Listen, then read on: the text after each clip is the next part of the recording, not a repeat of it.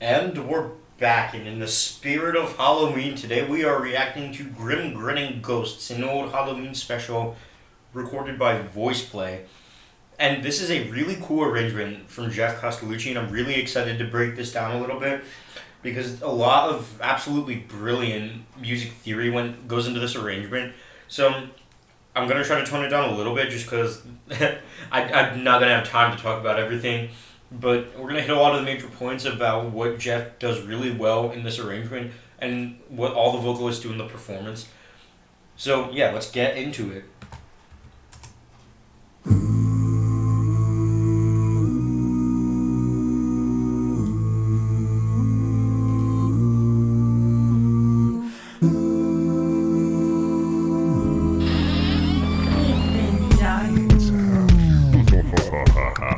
So right off the bat, this is something I might talk about quite a bit, is the creativity, like how they're all statues of this video editing. And we can talk about that as it comes and how Jeff is kind of like doing the acting of the tour guide of the Haunted Mansion. But how when we have these like ahs and oohs in the beginning, how they descend down to the root to establish the construct of the key of the mode that we're in.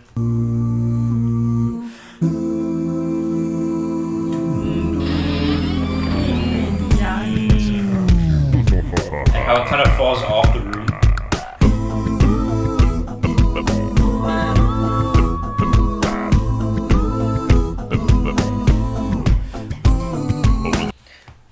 So, like we've established, audio mixing does go into these arrangements, but I still think it's kind of funny how Lane basically does the same measure throughout this entire song. Like, he just repeats the same measure throughout the entire song, and it kind of adds, like, the quirky feeling of this piece, like the goofy Halloween. So that's kind of cool. And these harmonies that they have between the other vocalists and Jeff going down like bah, which is like a gritty lower note. And I don't know, it just sounds really cool and like establishing the you can kind of always feel where the beat is just because it's so obvious between Lane and the syncopated vocals that are going on up here.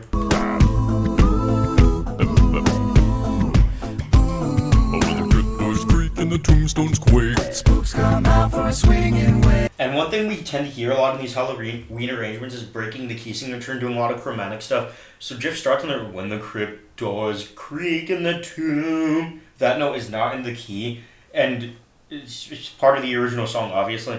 But he kind of emphasizes it in this arrangement, especially when the background vocals take the next line, like Earl and Tony and Ellie. But yeah, I really like how Jeff emphasizes the non-diatonic nature of this piece, the chromatic nature of the piece, and that adds a lot, which we'll see later as the piece goes on. Over the cryptos creak and the tombstones quake. Spooks come out for a swinging wake. Happy haunts materialize and begin to vocalize. And I think it's really enjoyable how he kind of, when Jeff arranged this, he kind of had, like, he has words like materialize that are very well vocalized by the lead, and then they're kind of echoed in a broken pattern. So let's go back and find it. Spooks come out for a swinging wake. Happy haunts materialize. Materialize. Like, it's perfectly in rhythm.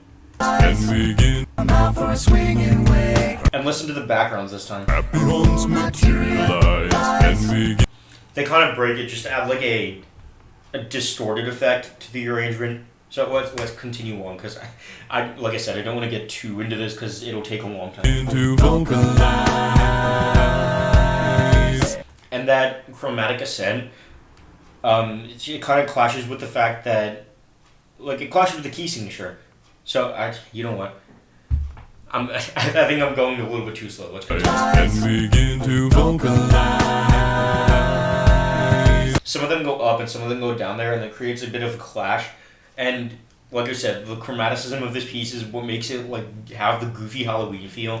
Grinning ghosts come out to socialize. And I really like that there. How Jeff and the people who have the melody go, how to socialize, 5, 4, 3, 2, 1 of the mode, and the others go 5, 6, 7, sharp 7, 8. That's something you hear a lot when you're trying to harmonize. When you both start on the fifth and break.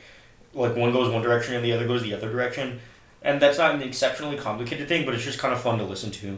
When the moon climbs high on the dead oak tree, spooks awake for the midnight spree. Creepy creeps with eerie eyes Start to shriek and harmonize. I'm sorry, Earl's faces in this one kind of make the entire thing. Creepy creeps with eerie eyes.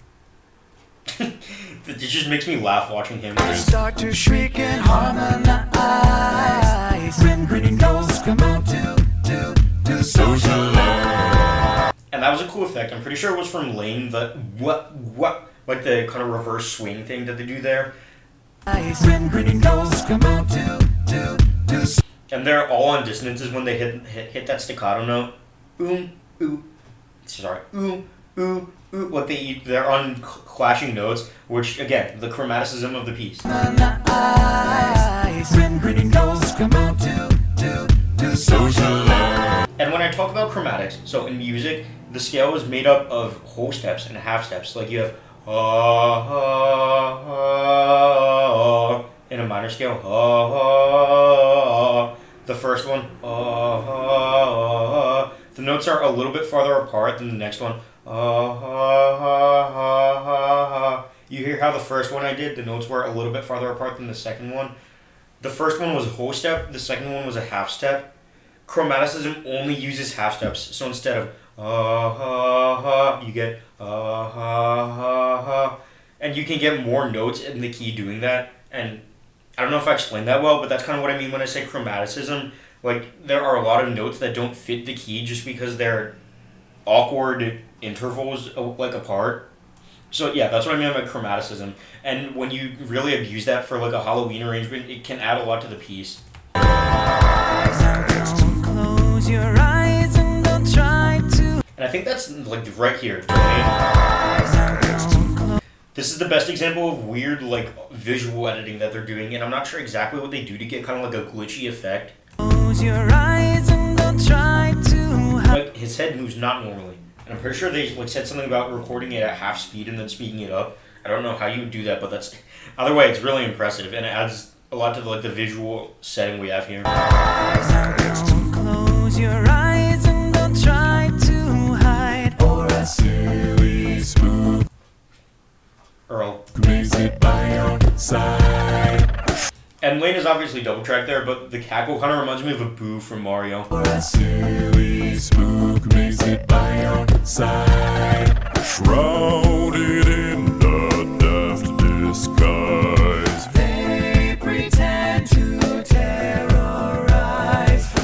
grinning ghosts come out to socialize. Like, it's so rare how whenever they have the three vocals or even four doing harmony, it almost never creates a chord that we like to hear. It's almost always some kind of like dissonant cluster chord, and like we've talked about many times before, that adds to this piece. And I'll try to stop talking about that so we can get to other stuff.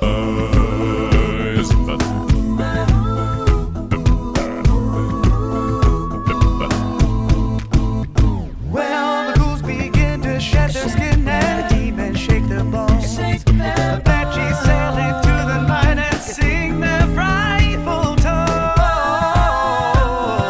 It's a really cool riff from Ellie, and I kind of like his like how he almost gets the metal edge when he goes up And there. then sing their frightful tone. Welcome, foolish mortals, to the haunted mansion. Please move to the dead center of the room. This is such a cheesy pun, but I like seeing Jeff in his early acting days. Please move to the dead center of the room. Like the crazy eyes he gets there. Oh, when you hear the knell of a requiem bell, We both scream where spirits dwell. Earl. restless bones etherealize. And that's the same thing as before, how he does etherealize so like in tempo, and this time they break it even more. They do and then like they go into something else. We both scream where spirits dwell. Restless bones etherealize. Rises spooks of every side. And that one's really trippy because two of them stay on one note and one of them goes down like chromatically. Like listen for that. Restless bones etherealize. Rises spooks of every side. It's just like such a weird but awesome clash. Grinning ghosts, grinning ghosts, come out to socialize. Earl. And I feel like that's a really awkward way to modulate a song like in the middle of a line, and you just like repeat the line just so you can modulate it. But again, this is like a very unconventional song as it is, so an unconventional arrangement, I'm all for it. Grinning ghosts, come out to socialize.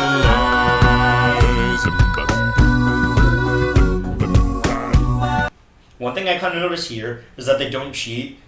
They don't like double track Earl. So when Earl is holding out that high note, the other two are doing the background. And then when Earl is done with the high note, he joins the background. So the first time you hear this background part, like the ooh ah ha ha, like you just hear the two voices, and the second time you hear all three. So I appreciate that they don't cheat and double track Earl.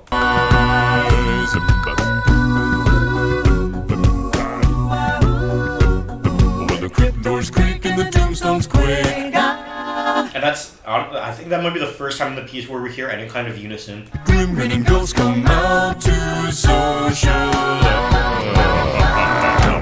And that's like one of the few pleasant chords we hear. Like, it's the same thing as before, where one of them goes, out to socialize. 5, 4, 3, 2, 1, and the others go, 5, 6, 7, sharp 7, 8. It's kind of high for me right now.